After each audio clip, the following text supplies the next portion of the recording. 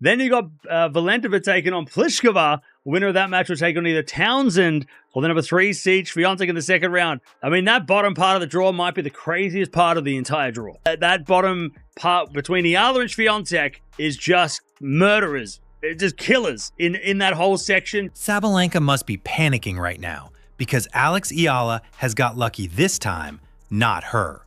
Alex Eala is set to face the greatest of all time, Serena Williams, in round 2 of Wimbledon 2026. This is huge for someone like Eala, who has always dreamed of facing the greatest of all time.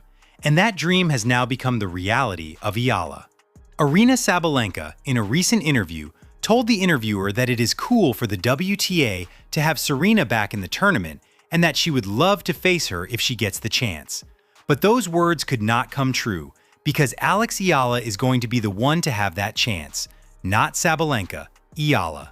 The 20-year-old Filipino star, who has been on an absolute tear across this entire grass court season, is the one walking out onto that Wimbledon court to face Serena Williams.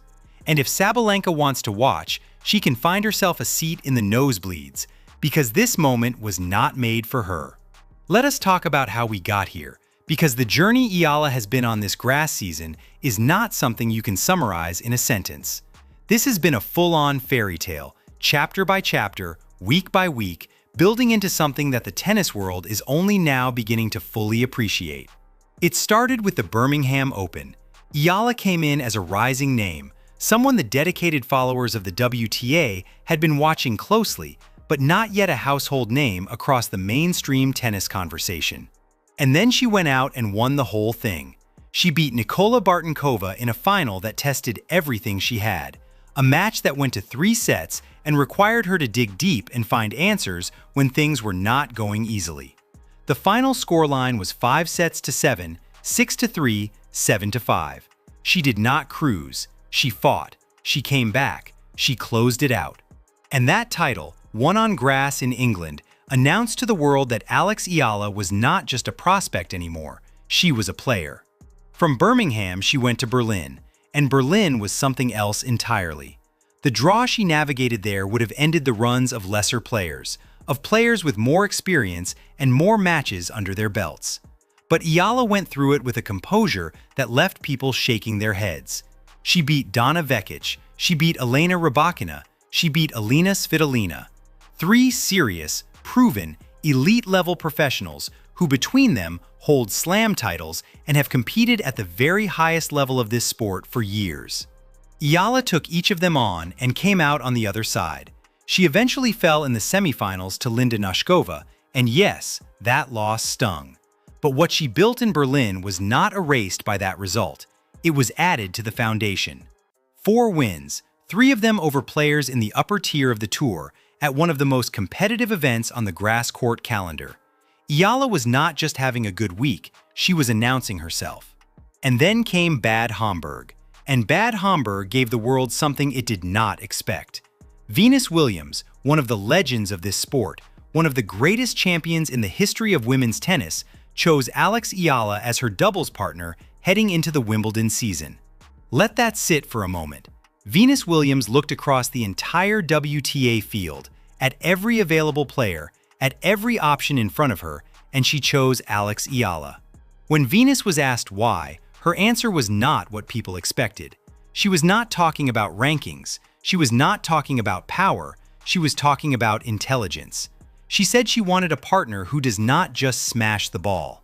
She wanted someone who adjusts the pace of the game, who makes plays through proper tennis, tactical tennis, controlled tennis, intelligent tennis.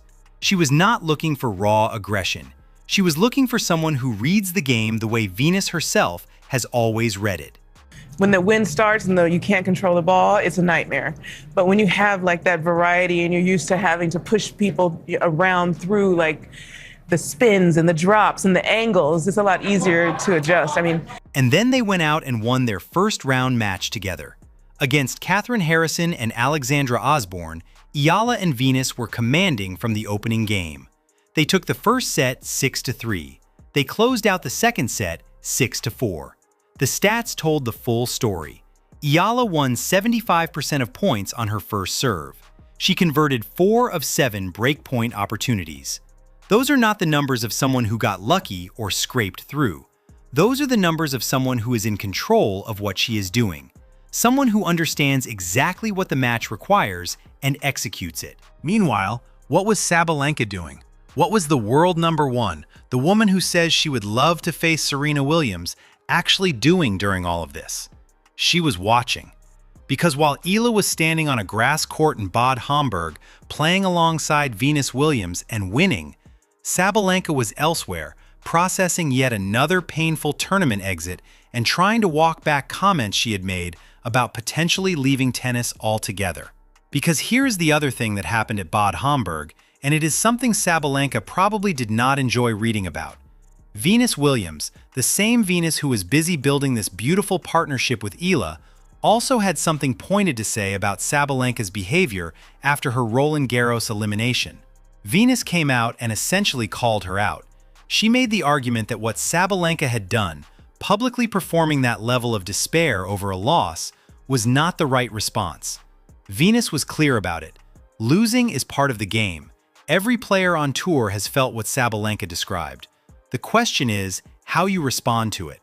And according to Venus, Sabalenka's response was not acceptable. Venus went further. She said that Sabalenka, even at her worst, even in a rough stretch, is still having a year most professional players would trade everything to have. The titles on her resume, the ranking, the platform, all of it remains. And to behave as though none of that matters because 1 or 2 tournaments went wrong is, in Venus's words, a disservice to the sport and to herself. And then Venus told Sabalenka, plainly and directly, to go find a rage room. Not metaphorically, she said it like someone who has spent 30 years figuring out how to deal with the hard parts of this sport and has very little patience for public theatrics. So let us paint the full picture here. Venus Williams publicly called out Aryna Sabalenka for being a sore loser, and then turned around and announced her doubles partnership with Alex Eala, and then went out and won their first match together. The contrast could not be sharper. The message could not be clearer. On one side, you have a player who, despite enormous talent and real accomplishments, has not yet found a healthy relationship with losing. A player who went cold and withdrawn after her US Open loss to Coco Gauff.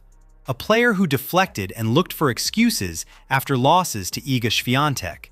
A player who floated the idea of walking away from the sport entirely after Roland Garros before quickly walking it back. The cumulative picture is not flattering. And on the other side, you have Alex Eala, 20 years old, rising fast, winning in Birmingham, making semifinals in Berlin, partnering with Venus Williams in Bad Homburg, winning their very first match together, carrying all of that momentum with a composure that should not be possible for someone her age, but is, because this is who she is and how she operates. When she drops a set or drops a match, she does not fall apart. She recalibrates, she comes back, she builds. That is what Venus saw. That is why Venus chose her. Not because Eala was on a winning streak when the partnership was announced. Venus knew she had taken losses heading in. But Venus watched how Eala handles adversity, and she saw something she recognized, something she has always believed separates the truly great players from the rest. And now the universe has handed Alex Eala something extraordinary. Serena Williams is back at Wimbledon, the greatest of all time, back on the grass, back in the draw, back where so much of her legend was built. And Eala, this young woman who grew up watching Serena and Venus Williams define what greatness looks like in women's tennis, is going to step onto that court in round 2 and face her. This is the match Eala has dreamed about. This is not a coincidence or a random draw result that means nothing. This is the sport delivering a moment that the arc of this entire grass season has been building toward. Sabalenka said she would love the opportunity to face Serena. She said it out loud, in an interview, to the world. And the sport heard her and looked at everything happening around it and gave that match to someone else. To the player who won Birmingham, who made it to the Berlin semifinals with wins over Rybakina, Svitolina, and Vekic, who partnered with Venus Williams and won in Bad Homburg, who carries herself the way the great ones carry themselves, whether the result goes her way or not. Alex Eala's grass court season has been a fairy tale, and the next chapter gets written at Wimbledon, against the greatest player this sport has ever seen. Sabalenka can watch from wherever she is and think about what could have been if she had handled things differently. But this moment belongs to Eala, every bit of it.